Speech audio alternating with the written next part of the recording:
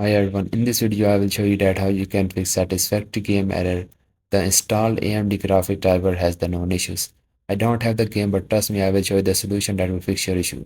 So guys, first you just need to update your graphic card. If you have the AMD graphic card, then just open up the AMD website and just download the latest version of your graphic card and just install it to your PC.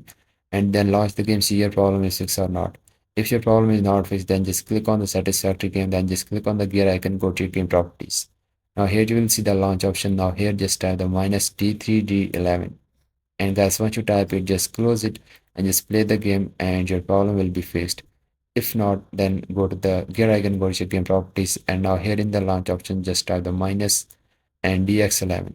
Guys, once you type it, just close this properties and just launch the game, and this time your problem will be fixed definitely. And if yes, please don't forget to like this video because this is the only motivation for me, and I will see you guys in the next video.